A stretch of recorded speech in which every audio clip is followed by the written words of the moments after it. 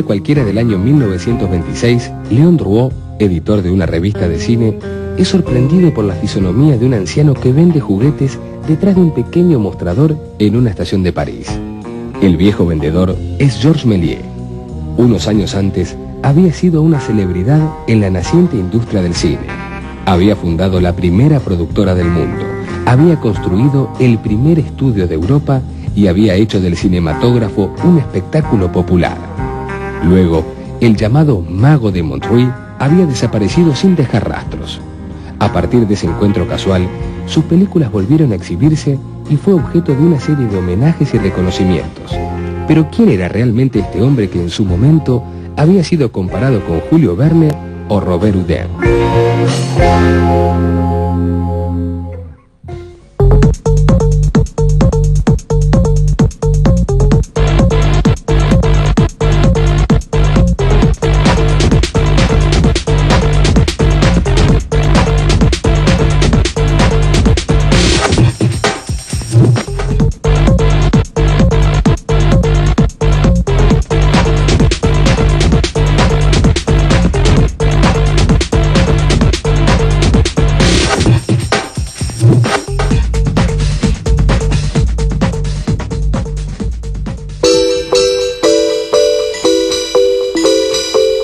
Georges Méliès, el menor de 3 hermanos, nació el 8 de diciembre de 1861.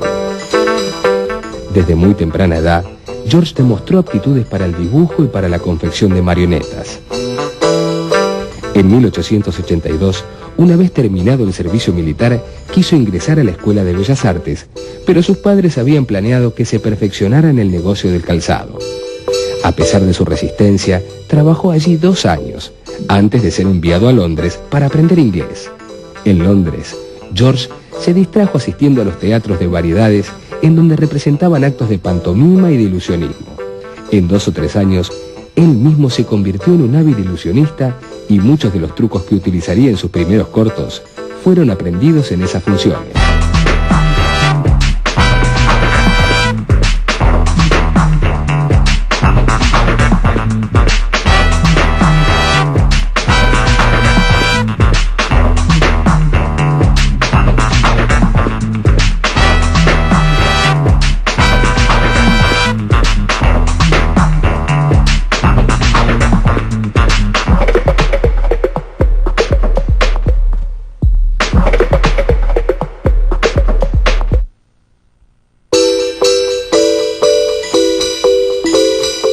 Méliès regresó a París decidido a iniciar una carrera artística. Se rehusó a trabajar en la fábrica familiar y rechazó a la mujer con quien debía casarse. En cambio, contrajo matrimonio con Eugénie Genel, hija de un rico industrial. Se perfeccionó como prestidigitador e incursionó en la actuación y en el dibujo de caricatura política. En 1888, su padre decidió retirarse. Entonces, Georges vendió su porcentaje de la fábrica a sus hermanos mayores y compró el más importante teatro de magia de París, el teatro Robert Houdin, que perteneciera al célebre taumaturgo.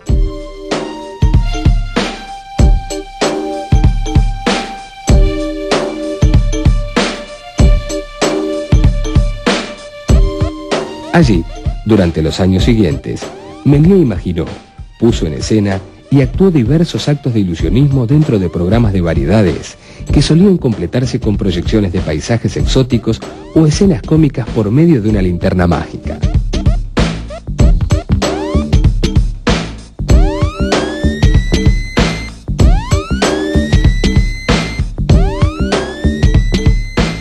El 28 de diciembre de 1885, Georges Méliès y unos pocos espectadores más asistieron a la primera función pública de un extraño invento de los hermanos Lumière, el cinematógrafo.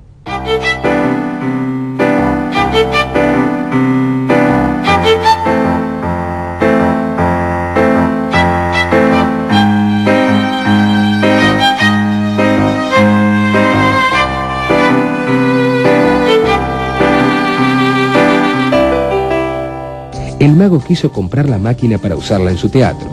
Antoine Lumière, el padre de los inventores, que estaba a cargo de la exhibición, se rehusó a vender.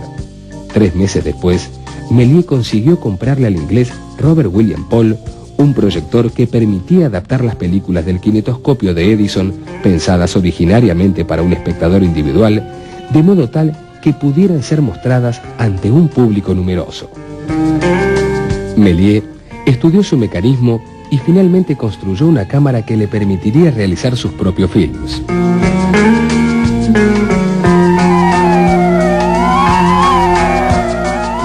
El primero de ellos duraba 1 minuto y se tituló Una partida de cartas. Esa breve película, como todas las que realizó en sus comienzos, seguía el modelo de documental costumbrista o noticiario de actualidades que habían impuesto los Lumière.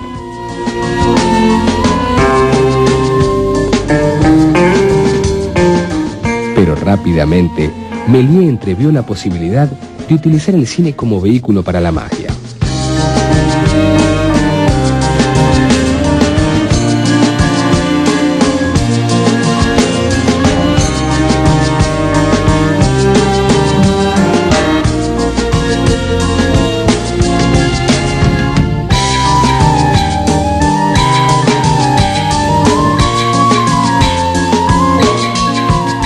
Así surgieron Acto de prestidigitación, Danza serpentina y El papel Proteo, breves películas a partir de los actos de prestidigitación que realizaba en el teatro.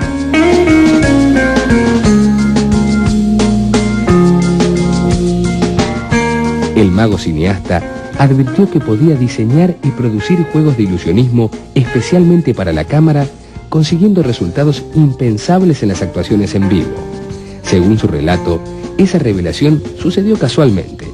Al principio la cámara que usaba era muy rudimentaria y la película solía romperse o trabarse. Un día, mientras me encontraba filmando en la Place de l'Opéra, se produjo un efecto inesperado.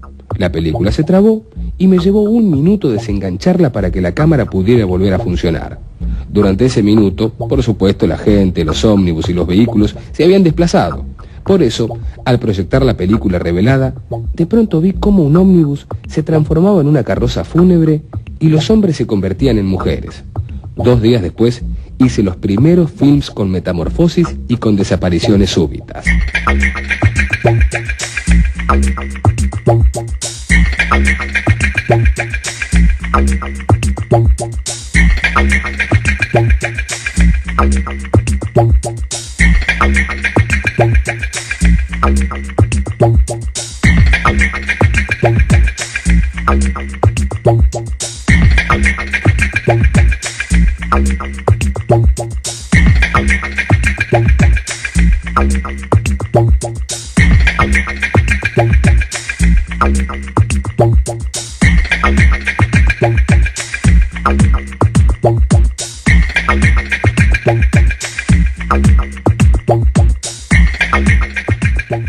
La primera de esas películas fue Escamoteo de una dama, de 1896.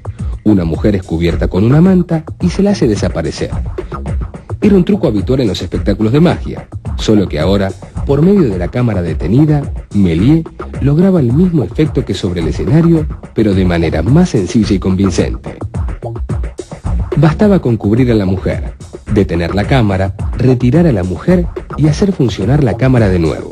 Como un truco lleva a otro, Méliès comenzó a experimentar con los efectos de óptica para conseguir desapariciones, metamorfosis, sustituciones, desdoblamientos o multiplicaciones. Y terminó por establecer las bases de las técnicas de efectos especiales tal como se los conoce en la actualidad.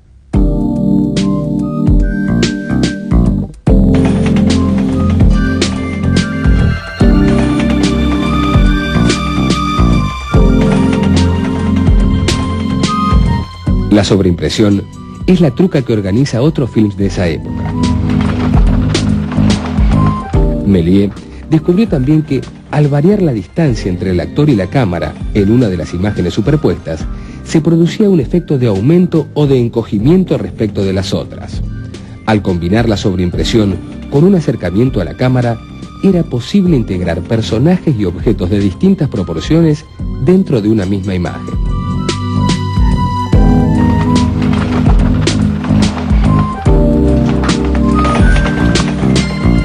En 1902, filmó un sorprendente film, El hombre de la cabeza de goma. Un científico coloca un duplicado de su cabeza sobre una mesa del laboratorio y comienza a inflarla. Pero, por error, la cabeza recibe demasiado aire y aumenta exageradamente de tamaño hasta que explota.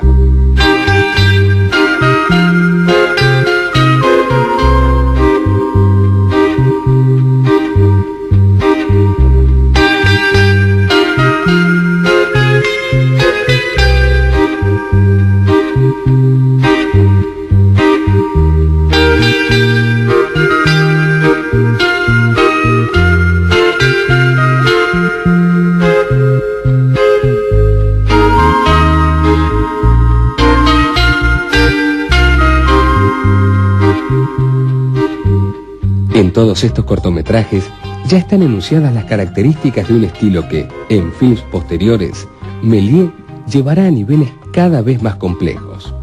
El propio cineasta lo definía como imágenes compuestas, escenas artificialmente organizadas para ser capturadas por la cámara.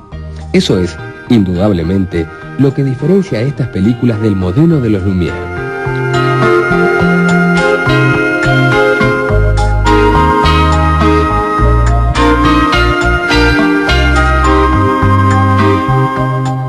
Aun cuando los inventores del cinematógrafo habían rodado algunas películas basadas en un sketch o una mini narración, la mayor parte de su catálogo estaba integrada por vistas que describían el mundo tal como éste se desplegaba ante los espectadores de fin de siglo. Los Lumière aprovecharon esa fidelidad con que la cámara parece adecuarse a nuestra visión para hacer del cine un instrumento que permite comunicar lo real.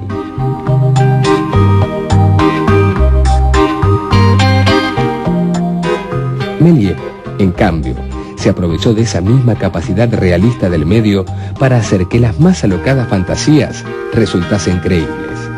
Su referente no es el mundo conocido y la vida cotidiana. Más bien, habría que buscar su linaje en las salas de variedades. Sus films, que nacen del teatro, son el comienzo de una forma artística y un nuevo tipo de espectáculo popular.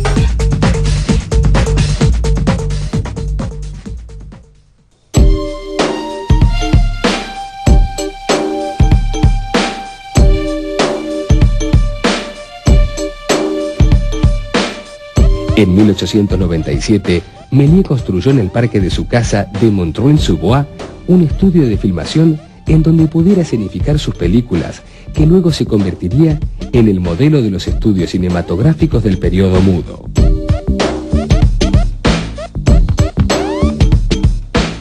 El estudio de Montreuil era un gran galpón de estructura de vidrio cuyos paneles podían cubrirse con telas para graduar el impacto de los rayos solares y obtener así mayor o menor intensidad de luz. Posteriormente, se agregarían un depósito para los decorados, uno para guardar los infinitos trajes que componían el vestuario y un laboratorio que permitía revelar y copiar en el día. En los años siguientes, Méliès rodó allí la gran mayoría de sus películas, comercializadas a través de su propio sello productor, Star Film.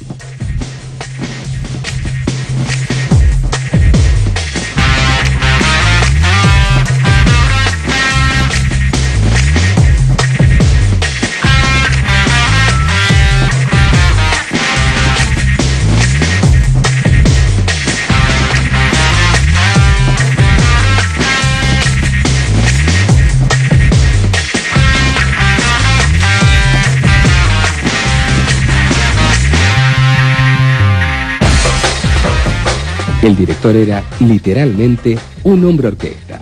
Pintaba y realizaba los decorados, construía los elementos de utilería, diseñaba el vestuario, dirigía, producía, interpretaba sus films, atendía a la clientela en sus oficinas de París y supervisaba las funciones del teatro Robert Houdin.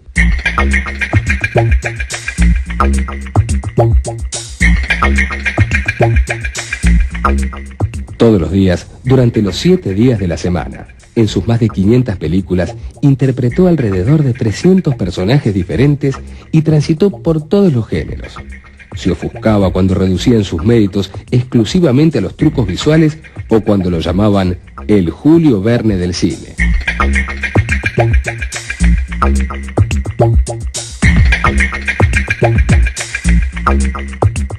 Films históricos, fantásticos, mitológicos, dramas, óperas, comedias, actualidades, tragedias, incluso rudimentarios cortos publicitarios, todos tenían un lugar dentro de su catálogo.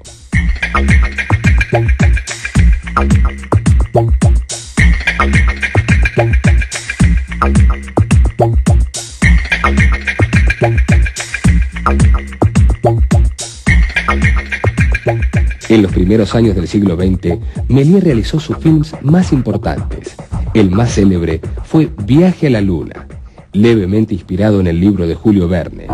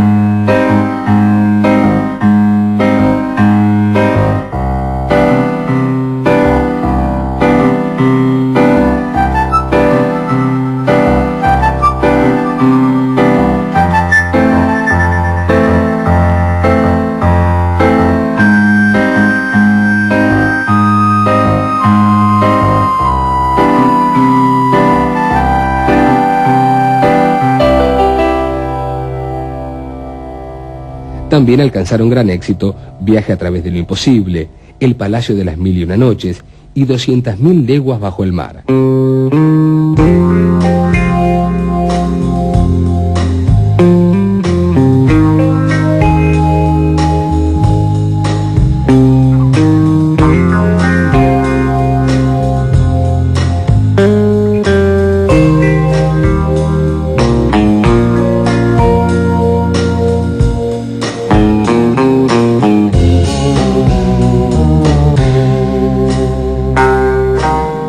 Ya se trate de una escena burlesca o de un relato de ciencia ficción, el estilo de Méliès siempre puede definirse por la impronta de la llamada féerie, ese tipo de representación jocosa y irreverente, cercana al mundo de las historias infantiles, pero poblada de seres cómicamente grotescos y bailarinas provenientes del varieté en medio de escenarios irreales.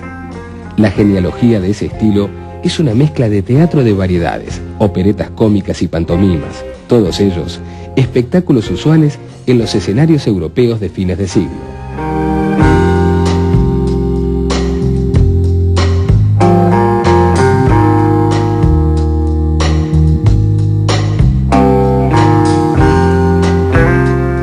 Las imágenes de sus films han pasado a la historia. El cohete con forma de bala incrustado en el ojo de la luna, los extraños selenitas, el bizarro carruaje tirado por un caballo de torso acordeonado, las deslumbrantes coristas siempre presentes, los animales fabulosos, el tren volador, las inquietantes sirenas, los paisajes imposibles, los palacios rococó.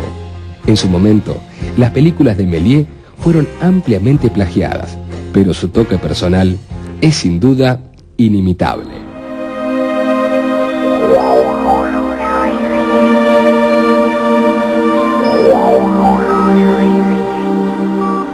Tempranamente, en 1899, Méliès había realizado El proceso Dreyfus, una reconstrucción ficcional del controvertido caso que mantuvo en vilo a la opinión pública francesa. El film, que duraba unos 12 minutos, se componía de 12 pequeños cortos de 1 minuto cada uno, que funcionaban como las escenas de una representación teatral. Cuando la duración normal de las películas apenas alcanzaba 1 minuto y se reducía al registro de una única situación, algunos films de Méliès, que se aventuraban por narraciones más largas y complejas, resultaban una verdadera innovación.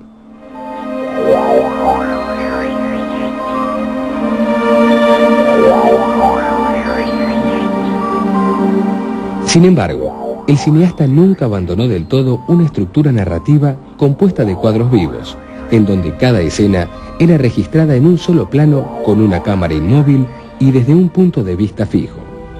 En la primera década del siglo XX, esa estética se había convertido en una reliquia. Los trucos de Méliès ya no podían competir con el vértigo, la movilidad y el aliento narrativo de las películas que David Griffith, por ejemplo, estaba rodando del otro lado del océano.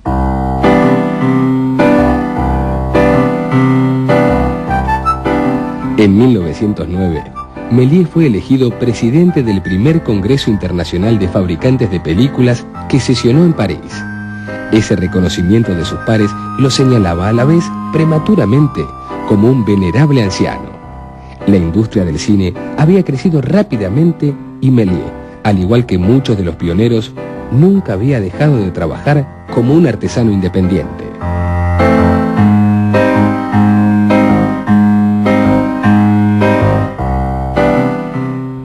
En el Congreso se resolvió abandonar la vieja costumbre de venta de películas y cambiarla por un sistema de alquileres, para lo cual era imprescindible contar con un alto capital del que Méliès no disponía. En 1911 tuvo que negociar un desventajoso acuerdo con la empresa Pathé, que financiaría y distribuiría sus films a cambio de un alto porcentaje de las ganancias.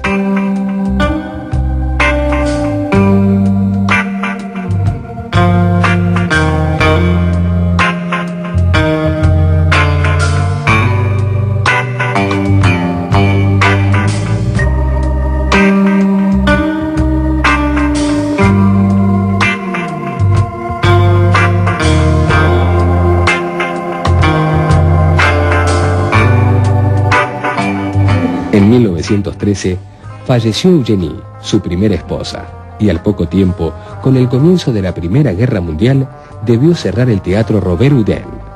Tuvo que vender la propiedad familiar de Montreuil, en donde había vivido toda su vida y en donde había construido su estudio cinematográfico. Finalmente, debió ceder también el teatro Robert Houdin. Entonces, descubrió que no tenía dónde guardar la gran cantidad de negativos y de copias de las películas que había realizado. Desesperado, ordenó destruirlas.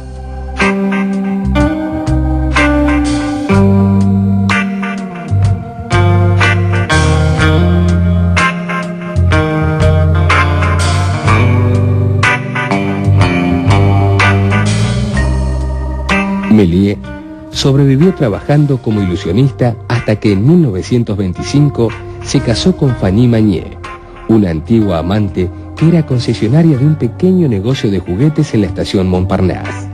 Allí trabajó el matrimonio hasta 1932. Méliès recordaría esos años como los más dolorosos de su vida. Allí lo encontró el editor de la revista Ciné Journal, que lo rescató del olvido. Se encontraron varias de sus viejas películas y se volvieron a proyectar con éxito. Méliès fue reconocido como una vieja celebridad y se le otorgó una pensión. Así pasó los últimos años, serenamente como un cineasta jubilado, hasta su muerte en 1938.